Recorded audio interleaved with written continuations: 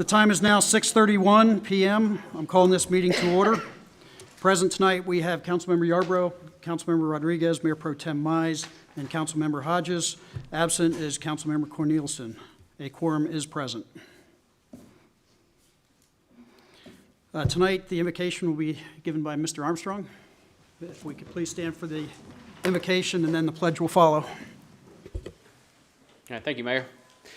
Let's bow our heads. Lord, I just pray that you're in this meeting tonight, Lord, and you give all these council members the wisdom and guidance to make the right decisions for the city. And Lord, just really, I just want to give thanks for this great city. Godley is an amazing place, and Lord, no doubt you're in the day-to-day operations of the city, whether that's the city or the citizens, watching over us and helping us grow and prosper. And Lord, we just thank you for that, and Lord, we just pray for more blessings. In Jesus' name, amen. Amen.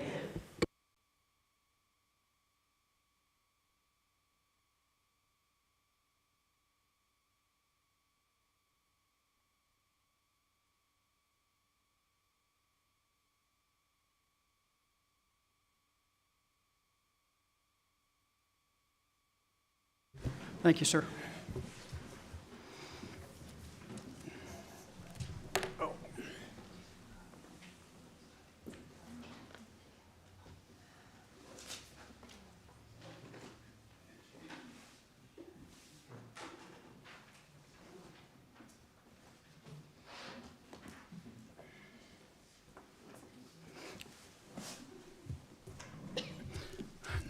Nobody signed up for public input, so we'll be moving on to mayor and council reports, presentations, and proclamations.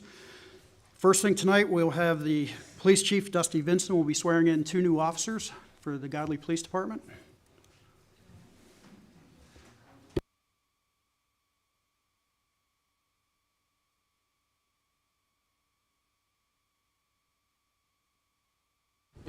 Yeah, we can do this both at the same time. If you'll both raise your right hand for me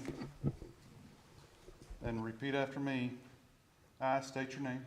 I, Colton Martin, Do solemnly swear or affirm do solemnly swear and affirm that I will faithfully execute that I will faithfully execute the duties the duties of police officer of police officer of the state of Texas in the state of Texas, and will, to the best of my ability, and will, to the best of my ability, preserve, protect, protect, and defend the Constitution and defend the Constitution and the laws of the United States and the laws of the United States and of Texas, so help me God. and of Texas, so help me God. And I state your name again. And I, Colton Martin, Do solemnly swear or affirm do solemnly swear and affirm that I have not directly or indirectly that I have not directly or indirectly paid, paid, offered, offered, promised to pay, promised to pay, contributed, contributed, or promised to contribute or promised to contribute any money or thing of value, any money or thing of value, or promised any public office or promised any public office or employment or employment for the giving or withholding for the giving or withholding of a vote at an election of a vote in an election at which I was elected or as a reward to secure my appointment, as which I was elected or as a reward or as a reward to secure my appointment to secure my appointment or confirmation, or confirmation, whichever the case may be, whichever the case may be. so help me God. So help me God.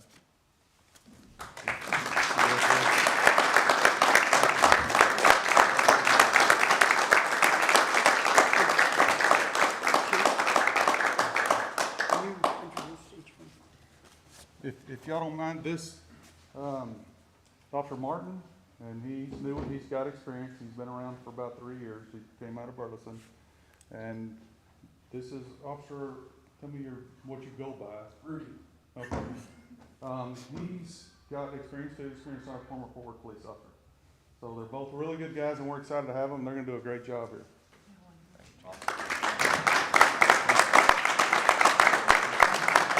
Does anyone take pictures with their family, or? Yeah, we will. Let me congratulate you guys first. Thank you, sir. Thank you. Thank you, sir. Thank you. Look forward to seeing you. Colton Martin, nice to meet you. Huh? Sir? Colton Martin, nice to meet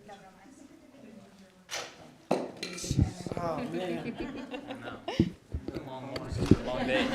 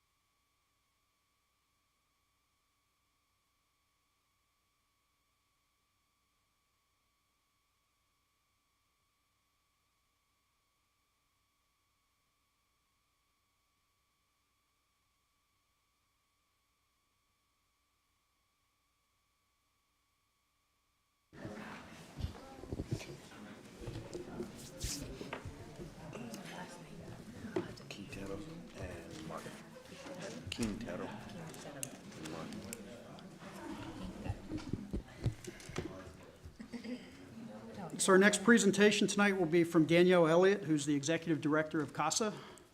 Ma'am?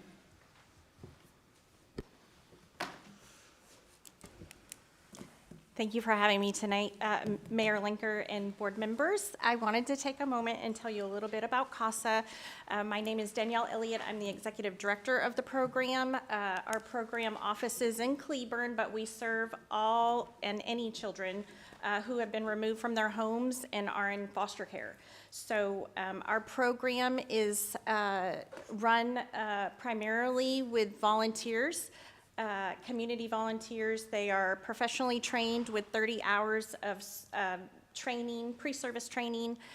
They do observation in court with Judge David Barkley, who serves for our Child Protective Court judge for Johnson County. And then once all of their training is done, they swear in as officers of the court. So primarily our volunteers serve as advocates for our children. They're court-appointed special advocates, which is where CASA comes from. And they literally follow the child while they're in foster care, and they are looking out for their best interests. May it be in school, their medical needs. They have access to all of their documentation. Anything to do with school, any special ed training or special ed services that need to happen in the schools. Medical documents. Many of our kids come into care with broken bones, or we have a little boy right now in care and he has a traumatic brain injury. He's nonverbal, so the volunteer is scouring through medical records to figure out, okay, is this boy receiving all the services he needs?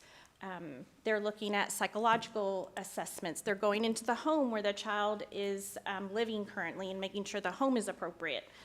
Many times our caregivers are fantastic caregivers for our kids, but sometimes the other children in the home aren't a good fit. So those are things that the volunteers observing and looking for to see, is this child being served to the best of everyone's ability while they're in foster care. The state is changing the way they provide services for kids in foster care. Is changing across the state, and they're privatizing the regions. So Johnson County currently is privatized under a group called Our Community, Our Kids, and I have some little giveaway bags that just have some little Post-it notes and some little promotional items in there.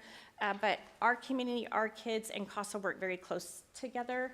They're the ones that are responsible for making sure services are provided to the children and they're in the right placement. CASA comes alongside them and makes sure that the professionals who are getting paid to make sure these kids are safe are actually doing that job. And when they're not, or because we know caseloads are very high, we go in and we're really the squeaky wheel. And we communicate to the judge, okay, these are the great things that are happening for this child, and yes, all their needs are being met, and if they're not being met, then we're also talking to the judge. Our volunteers write formal court reports to the judge, and the whole legal team has access to them. So we've been doing this in Johnson County since 2002, when we were approved for nonprofit status, and then the first group of volunteers were sworn in July of 2003. So been doing this for a little while, seen lots of changes in foster care. There's about 199 children, to be exact, in foster care in October, which is a super small number. Back when I was a volunteer supervisor in 2013, there were over 450 children in foster care just in Johnson County. So lots of changes happening. The smaller number does not mean there's less children being abused in their homes. It just means it's much more difficult for the courts and then the investigators and our officers who go out and sometimes in these very dangerous situations to help remove these kids with the investigators. So got a lot of work to do in the state to protect our kids, but we're just a little piece of that. So we've got about 40 volunteers that serve with us every day. They're out in the community connecting with our kids either in school or at the doctor's appointments, counseling visits. They can't go in the counseling session, but they can sit outside as support while the child's getting services. So that's about it. I think I covered that. I also have a little brochure for y'all. It's in the bags, and I will leave some. It's just a really good visual, and it kind of walks you through the start of how we recruit and find our volunteers, because not everybody's cut out to serve as a volunteer. It's about 10 to 15 hours a month, and then it just kind of walks you through the process. So that's all I got. Any questions? You're welcome. But that's one of the things you're here for, is to push for volunteers. I Push mean, for volunteers. Ideally, Well, ideally, yes. you should have one volunteer per child, ideally, in a perfect world. Yes, so, well, one volunteer per family. So as the kids come into care, it could be one child in the family, it could be the whole sibling set. So it's one of the changes that happened with the law. So the law now says, depending on the age of the child, maybe an infant needs to come into care because they're solely reliant on primary caregivers, but maybe the older child in the home, the teenager, is not being abused or neglected, so maybe they remain in the home. That's a whole nother gamut of struggles. But yes, so we've got about 35 to 40 kids on average regularly that need a volunteer. And we try to conduct trainings quarterly. Yes, volunteers, absolutely needed. If you're interested, we start out with an interview. It's about an hour long. And you come to the office and we just sit down, get to know you. Why do you want to volunteer? What do you know about our program? What led you to us? It's a big undertaking. So once you, at the end of the interview, I literally ask you, do you want to continue? Do you want to move on? And then you fill out an application. We do multiple background checks, FBI fingerprint check, CPS background check, motor vehicle check. And if all those things come back, along with your 3 references that I contact and say, hey, tell me a little bit about this person, they want to volunteer with our most vulnerable children. If all of those things come back and you can attend our trainings, which happen in the evenings, then we will welcome you with open arms to come to training. And then once your 30 hours of training is over, we can then talk about connecting you onto a case with those children. So we always need volunteers. It's always worth coming to chat with us. I had a gentleman show up today unannounced, and it was a great conversation. He had mentioned he was married and that they were working on getting licensed as a foster family, and it didn't work out. The child they were trying to adopt ended up going back home to their parents, so woohoo, how awesome, but super sad for them because they were prepared to adopt this baby. It happens. So they took some time off, and I said to him, oh, you're married, and y'all were gonna foster to adopt. How about maybe, would your wife be interested in volunteering too? So they may be coming on board as a couple to volunteer, which we also have couples volunteering for us, which is always better, because then you've got somebody to bounce that information off of, and they're also highly trained. So yes, anyone interested, you can go onto our website, casajohnsoncounty.org, has all kinds of information about volunteering, so, thank you. Anything? Thank you, ma'am. You're welcome. And am I okay to leave these bags here for y'all? Yes, ma'am. Okay, can I just leave them by the door or something, or? Or, you know what, I can get them if you. I would love that. They're right here? Yeah, yeah, if you want to put Perfect. them against the wall, then you can. Yeah, please.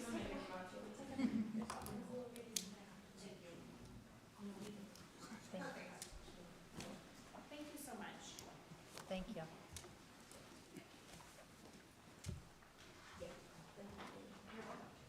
Nice to meet you. Okay, nice to meet you. Thank you for coming out, Daniel. Thank you.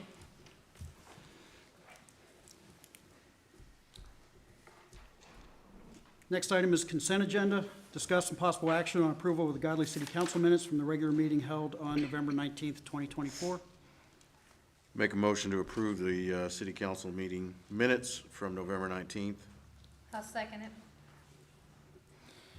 Have a motion by Councilmember Yarbrough and a second by Councilmember Rodriguez to approve the Godley City Council meeting minutes from the regular meeting held on November 19th, 2024. Further discussion? Councilmember Yarbrough? Aye. Aye. Aye. Aye. Motion passes 4-0.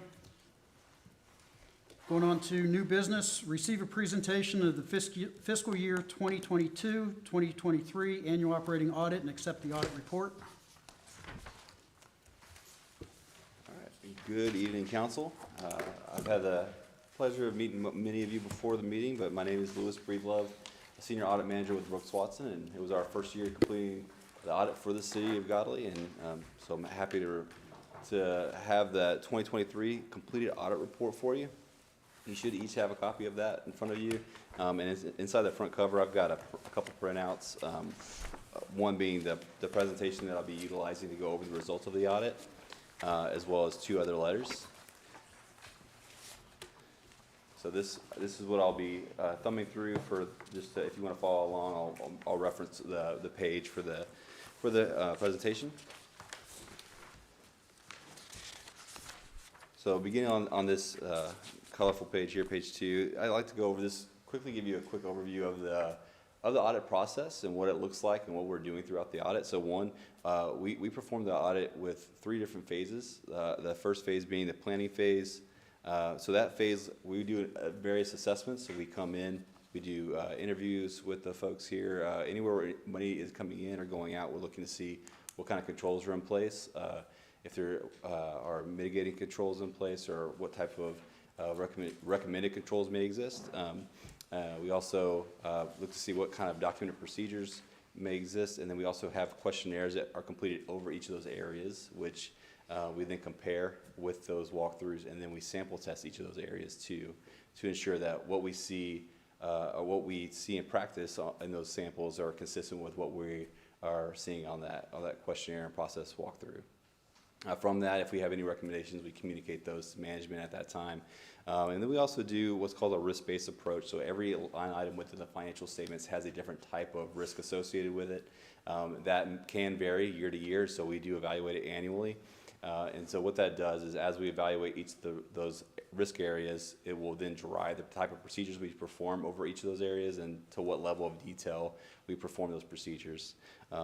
Then we have the compliance testing portion of the audit. So that's going to be things such as your Public Fund Investment Act, bid requirements, if there's grants, what kind of those grants are in compliance. We also review all of your meeting minutes. So if you all approve something that has a compliance component to it, we would then follow up on that to see where the city is at on that, and to determine whether or not that is in good standing as well. And then we do what we call the field work, so the actual tying out of the numbers. So we perform cutoff procedures over the balance sheet to ensure everything's in the correct period. We also confirm with third party wherever possible, with banks and other individuals that we're able to contact to confirm activity and balances with. And then as we're tying out your balance sheet, we test the material accuracy of your revenues and expenses to ensure those are good as well. Once we've done all that, we move into that conclusion and reporting phase. So it goes through multiple layers of review to ensure no additional procedures are necessary. And then we prepare the report and the letters that I have for you this evening. Next, page 3 there, goes over the components of the report. So this is from front to back. There's the auditor's opinion letter. That's our opinion over the financials. There's the management's discussion and analysis. That gives you some year-to-year comparison. It also hits on high-level areas such as budget, capital, debt, and any other material changes that may have occurred during the year. Then there's your basic financial statements. That's both your full accrual government-wide statements as well as your fund-level statements. Those fund-level statements are what you all are used to seeing those numbers in your meetings as you get reports. Those are at that fund level. And then behind that is the notes to the financial statements. That's going to give you the detail that pertains to those numbers. So a lot of information and breakdowns and summaries of what those numbers consist of in the financial statements. Behind that is your required supplementary information. So budget to actual for your general fund is required to be presented in the report. And then behind that's other supplementary information, things such as your TMRS information and things of that nature. As it relates to that first item, the auditor's opinion, there are 4 possible opinion types that we as auditors are able to issue. There's an unmodified, qualified, disclaimed, or an adverse opinion. The city did receive an unmodified opinion. It's often referred to as a clean opinion. It's the highest level of assurance that we as auditors are able to issue, and that's what we want to see. So a clean report was received by the city, and so happy to report that. Next, just hitting on a couple highlights as it relates to your governmental fund at page 4. Governmental funds, you've got your general fund, and that fund balance, we saw an overall increase from 22 to 23 of just over $1 million. And there's a budget slide that I'll be looking at here in a second too that highlights some of the key changes on the reasons for that, but primarily due to revenue coming in over expectations and expenses being a little under budget as well. And then your non-major funds overall had an increase in fund balance of $147,000. Next, it's page 5. This is your proprietary funds or your utility fund. These operate more like a business, and so we evaluate them accordingly. So we always want to see, are they self-sustaining?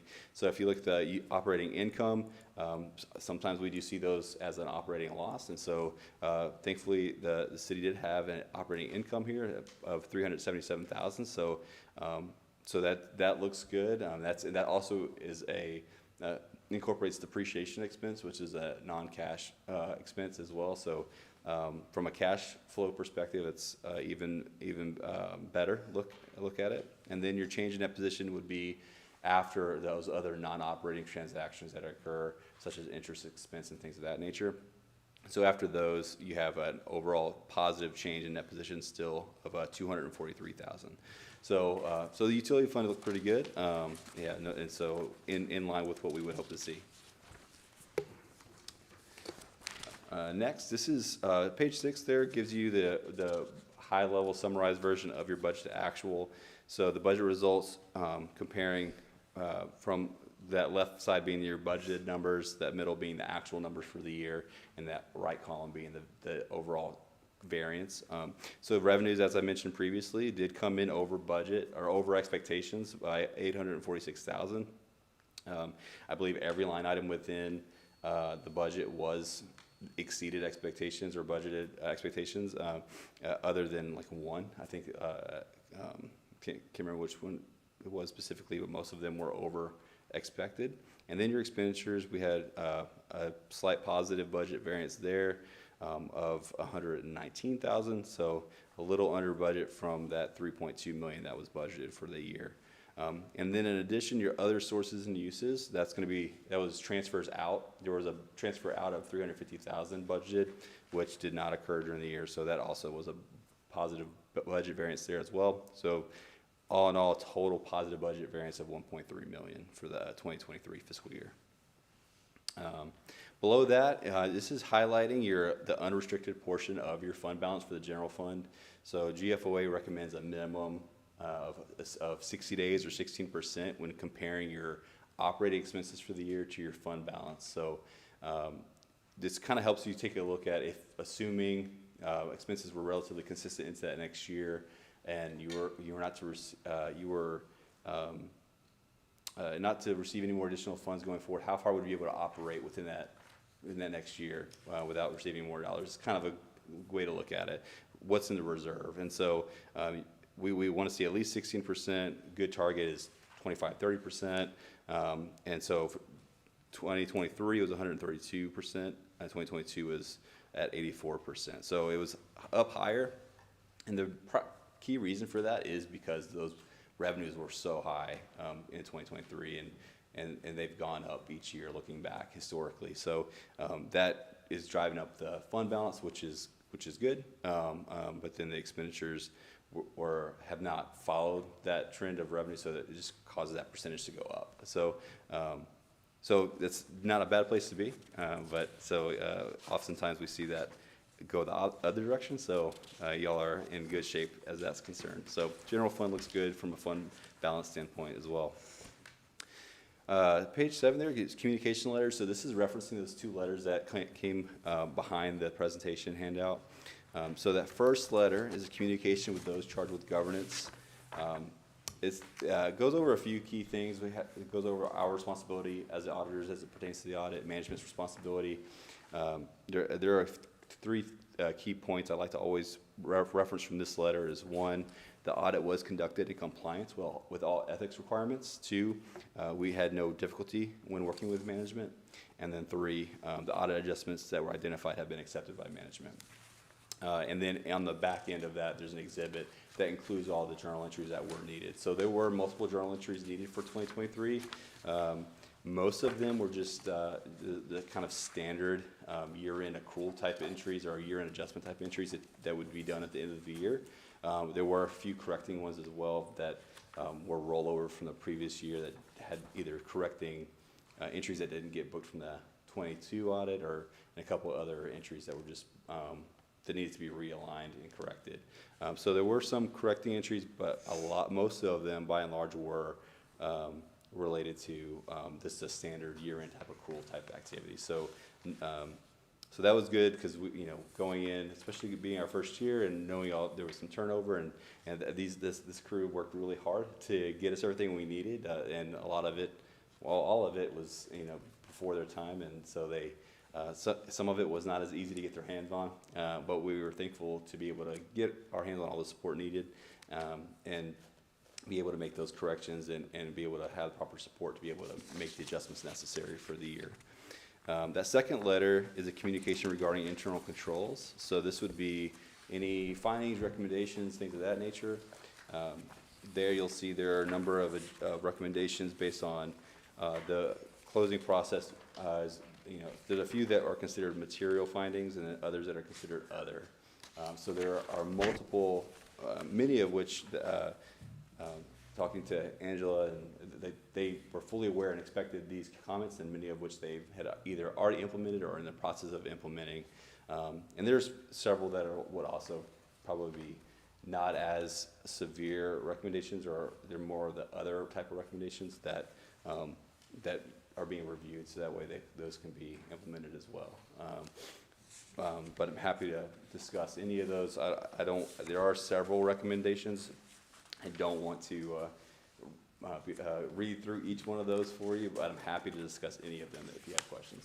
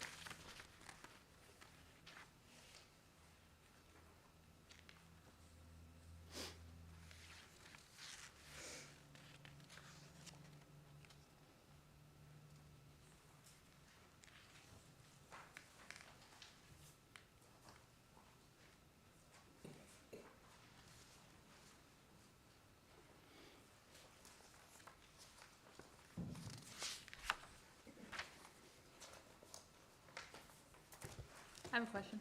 Yes, ma'am. So when you were, when we were looking at this communication with those charged with governance, and you said no difficulties were encountered in dealing with management, I assume you mean with our management, right? That's right. So any question that we had or request that was made, every effort was being made to get us the necessary support and get answers for us. So not to say there was not difficulty in obtaining the support on their end, because I know that was the case in times when there were certain things we needed, and it wasn't just right there in the file, and it took a lot more digging or following up with vendors or reaching out to other folks that may have that information. So I'm sure, and you may have heard this from Angela, I know that there definitely was difficulty as it pertains to that. On our end, we had no issues in being able to get the support and the cooperation from the folks here that you guys have at the city. Okay. Are we still using any of the vendors that were uncooperative? No, None? we're not, Okay. no. It- Most of everybody was pretty good about getting those to us. We just had a few that were a little difficult. Okay, but we're not using them anymore? Mm-mm. Okay.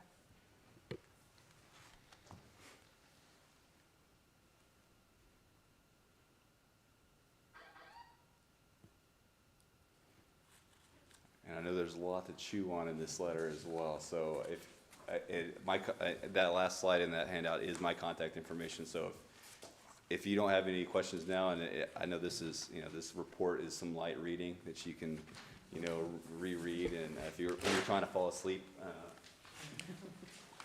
But if you have any questions at a later date, we're available to answer any questions that come up. So please feel free to reach out. And this was, again, the 2023 fiscal year, which obviously we're beyond the 2024 fiscal year end. So we are already in the beginning stages of that, making the necessary requests. And I know that year-end prep is being done on the city side. So you'll certainly receive the 2024 a lot sooner than this one. Angie, with regard to any of these, the findings, do you see this coming up again next year? No, because the purchasing policy that was adopted shortly after I came, that's gonna, that took care of a lot of this as far as internal controls go. IT control, the same way. We have an IT policy now. You have a brand-new personnel manual that covers a lot of this. And we just did not have those things in place. But most of the internal controls and segregating different duties, because we still are a very small city, we don't have a staff accountant. We do separate all those things in between us, and most of the auditors know that when you have a small city, this one does the input, this one looks over what that person put in as far as payables and things go. And, I mean, it goes even far as I get finished with it and I hand it over to someone else to put the checks inside the envelope. So I'm not the one that's mailing the checks out. I mean, that's how particular the auditors are about how this is segregated out on your finances. And so we do that now. We try to do that now. So you've Or I seen just- all this before, you knew it was coming, and you already. Absolutely. Okay. And I think I've kind of given y'all a heads up with some of this stuff, that these are things that we're gonna run into for this one. But for the most part, all of this has already been taken care of through the policies that we set in place. Okay, thank you. You be the one back in March timeframe? Yes, sir. When we do the March one, can we please have the slides that you discussed that we can put in the overhead, whether you email them to the city secretary? And I've sat on the backside where It's you have difficult to no follow. clue Yeah. what's being discussed. Sure So that thing. we can Yes, sir. do that also, would be appreciated. Yeah, absolutely. Is this an actionable item? Yes. Okay. I'm gonna make a motion to accept the audit report. Second. I have a motion by Mayor Pro Tem Mize and a second by Councilmember Yarbrough to accept the fiscal year 2022 and 2023 annual operating audit report. Is there further discussion? Councilmember Yarbrough? Aye. Aye. Aye. Motion passes 4-0. Thank Thank you you, all. sir. Thank you. Appreciate it. Thank you.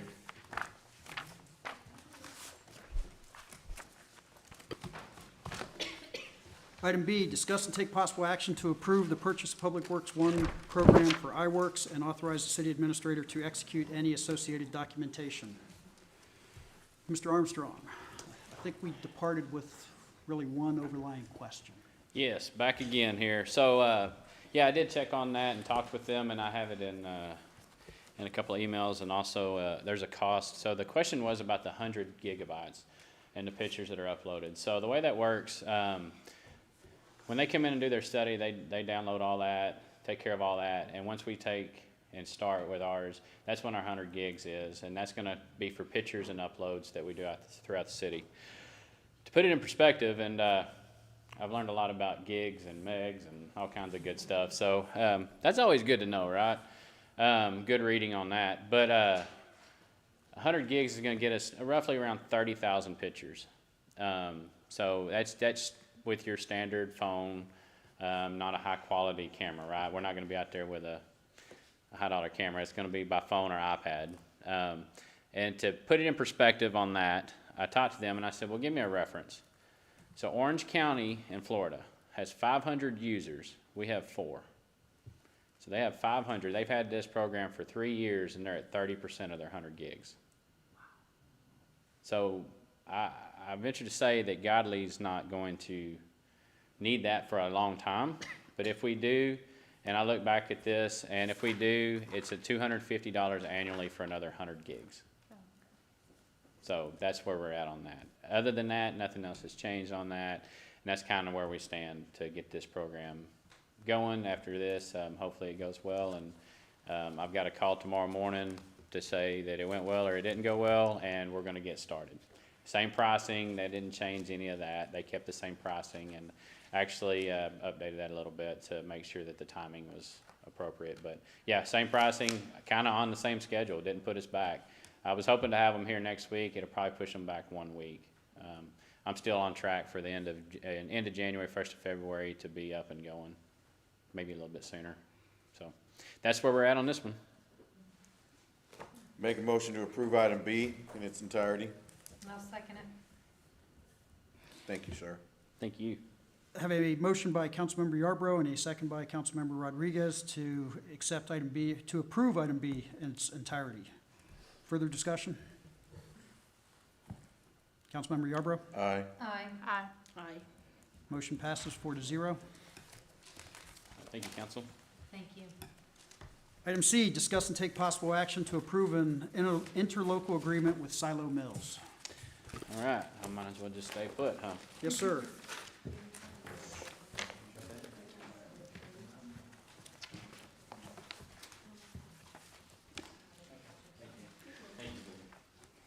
All right, so you guys, it's my understanding that she gave you the updated, there was a few little things that were tweaked that you guys got already in your packet tonight with those tweaks. It was some things about mileage and the price of mileage, the wording, saying what we're gonna charge, and that's gonna be, that's gonna go along with whatever that standard rate is. That will change, so we'll charge you the standard rate on mileage for that. And then there was some things about some open records that was in there that we don't deal with the billing, so that particular thing that was in there had to do with billing questions. We're not billing, so we didn't have to, so we took that out. So just to kind of clean that up to get to where we're at today. So Insurance, I think was the. the insurance, what did we find out on the insurance? I saw that. Yeah, we removed there was one last item that was crime insurance, and you look it up, and it's, I guess maybe if we stole a pump, or if we stole something like a tool, there's not much that can be that we're just gonna walk off with. I mean, it's all big equipment. The insurance would cover that, if that was my understanding on that, but that we removed that. They're not requiring us to carry the $500,000 policy on that. Everything else, we carry $1 million, just like they're asking. Except for the excess liability, we took that off as well. Okay, there you go. So the last two. So we just compared what they required to what our current insurance the city already has, and took out what we didn't have, and they were amenable to that. So, like I said, just some cleanup items to make sure that we've got everything covered on that. Screw-ups are covered up to $1 million by insurance, yes? Define screw up. Let's just say worst-case scenario. Yes, then our insurance is covered under the $1 million policy. That's why they're requiring that, so. Okay. And when she's shaking her head, that makes me happy, so. Me too. Me too. I know. I see you looking at her, but you're asking me, so I appreciate that. I have one question on 3.2. What page? Oh, that's page 9. Who does TCEQ hold responsible? The wording is, the city will use its best efforts to maximize performance of the system, but shall not be responsible for associated effluent characteristics or damages, fines, penalties, etc. Unless and to the extent such occurred by negligence of the city. Suppose it doesn't happen by negligence of the city. Who does TCEQ hold responsible in that case? The district. Okay. Okay. Oh, there's one spelling error on D. It's, parties claiming through district, it should be district. It's a gift, isn't it, Scott? Yes, sir.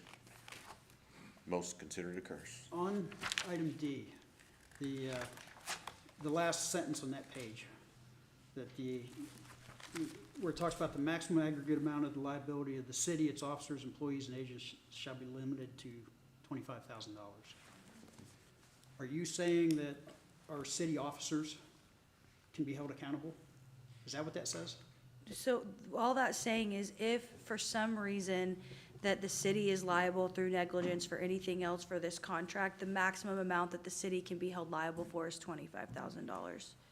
But with this sentence saying that the city officers being Ms. Winkle, Brittany, Danny, the chief, the two chiefs, can they personally be held liable for that? No, it's this, it's in their position as city employees.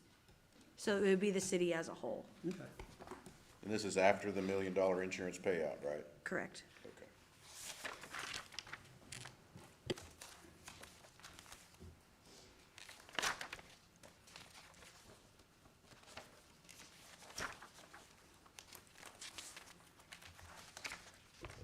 Lindsay, in that same line, it's the wrong it's.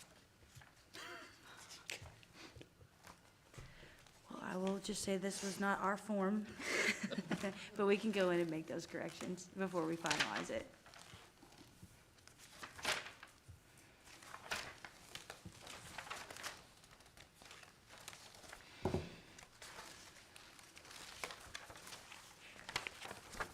If the council doesn't have any other questions, I will entertain a motion. Motion to approve item C as written. I'll second. Have a motion by Councilmember Yarbrough and a second by Mayor Pro Tem Mize to approve item C as written. Is there further discussion? Councilmember Yarbrough? Aye. Aye. Aye. No. Motion passes 3-1.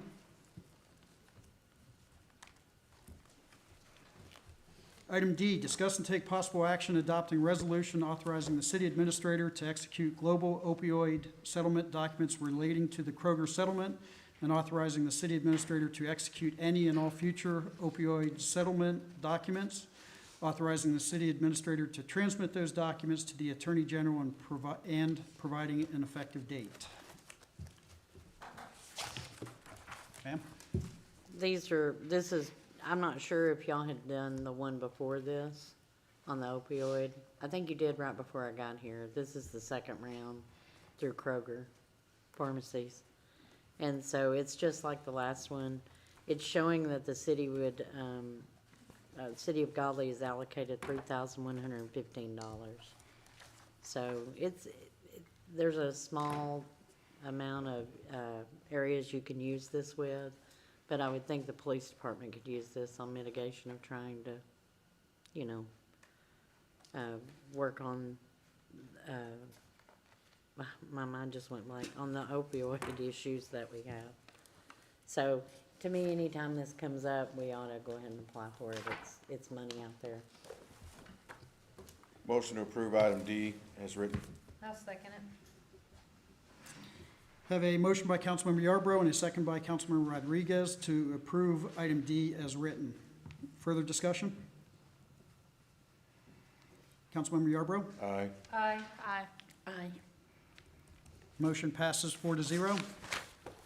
Item E, discuss and consider adoption of ordinance number 12-2024-128, an ordinance of the City Council of the City of Godley, Texas, amending the fiscal year 2024-2025 City of Godley operating budget and appropriating resources to be known as FY 2024-2025 Budget Amendment Number 1 and establishing an effective date. Ma'am? So we had the $30,882 that was earmarked in Civic Plus when I came to upgrade our website, and that includes the mass notification system, which is reverse 911. We finally got the contract negotiated out. It just took longer than what we expected, and so this money was still sitting in last year's budget. It just went through as a revenue, or stayed on the book, so I just want to move it over now that we're ready for it. And then the 150 is for your forensic audit. I wasn't real sure what the costs were gonna be until we finally got a, statement of work that they were gonna be doing and gave us an estimate of that. So their statement of work and their scope of work came out to 150. And they have started that process, and I believe Alan will be here in January just to kind of give y'all a brief update on where they're at, but they are in the very, very beginning stages of that. So this is just to amend. These are, the 150 was gonna have to come out of reserves because it wasn't even budgeted to do the forensic audit, but the 30,000 was earmarked for it. So, just to make this amendment so that we can move forward with those two items and that they'll be on the books and budgeted.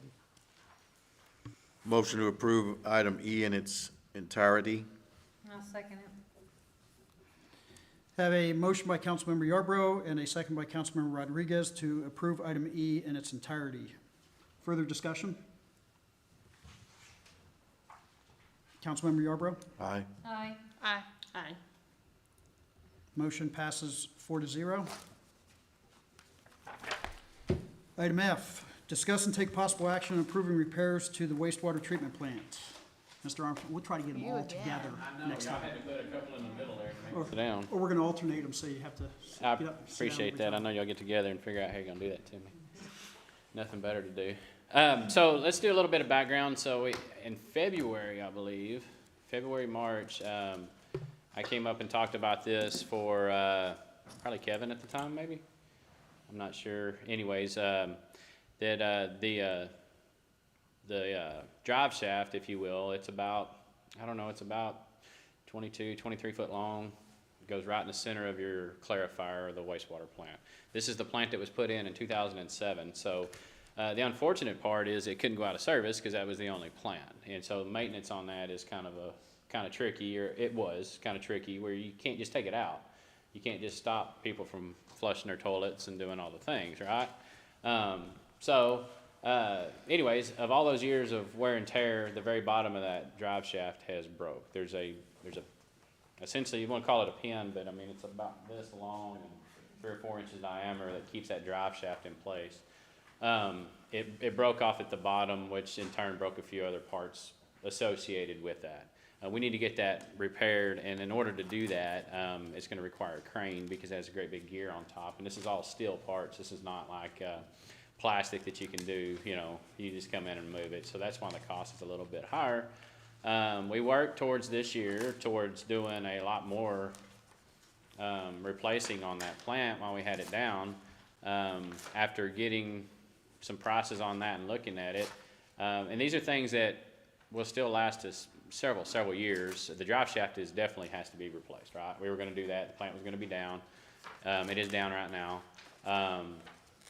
But that was to the tune of about $500,000. And so I don't feel like that's appropriate for the city to be spending that right now. Let's spend the $17,000. Let's get it fixed. Let's get it in operation.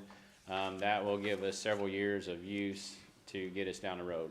Now, the great thing is we can now, with the new plants online, the rehab and the other one, we can take these out periodically and do maintenance on them because we have something to cover them. So we're in good shape there. So we'll get this repaired. The big part of that is the blowers. We'd like to go to a different blower at some point. That was a big cost in that. But right now, the drive shaft is what we're after, and that's the cost to get it fixed, and it's something that I have to have done. Motion to approve item F as written. I'll second it. Have a motion by Councilmember Yarbrough and a second by Councilmember Rodriguez to approve item F and approve the repairs to the wastewater treatment plant. Further discussion? My only question is, did they give you a time frame on how long before they can fix it? I'll have them in there this month, and generally speaking, I've already got it drained down to where they can get in there and work. With the holidays and stuff, I would suspect maybe mid-January, but I'm being very far out there. I think they can get it done a lot faster. Okay. They're out of Weatherford too, the company doing it, so they actually built that plant. So, Oh, good. I mean, they manufacture all the parts. They have it all on site, so it's a great fit. Is this the same plant that the skimmer arm was? That's what I'm talking about. It's the drive shaft for the skimmer arm. Okay. Any further discussion? Councilmember Yarbrough? Aye. Aye. Aye. Aye. Thank you, council, for that and for the silo mills. I appreciate it, guys. Yes, sir. Great questions, too. Thank you. Motion passes 4-0. It's all good. Item G, discuss and take possible action to approve ordinance number 12-2024-129, adopting Texas Administrative Code Title 25, Part 1, Chapter 228, also known as the Texas Food Establishment Rules, to allow the city to conduct required health inspections. That's you. So it's my understanding that the city wants to take over doing all of the required health inspections for food establishments. This was the advice given by Veritas, so your third-party consultants, that these are the guidelines that the city needed to follow. So what we're doing is you're taking out the old guidelines that were adopted at the federal level from 1962. These are updated and they're Texas-specific, and it just is all the rules that your permitting department has to follow in granting permits for food establishments. Who will be regulating that? Will it be Bureau Veritas or the city itself? Our Bureau staff? will do the inspections, and then they'll be permitted through our permit department. And that'll help us regulate some of the food trucks and stuff that are just kind of showing up. Right now, we're just asking them to register with us, just so we know who's in town. But this will help us regulate more, because we've been asked about being regulated on that, so. So it'll be BV that does all the health inspections whenever, however often it's required? Yes, they will be the ones.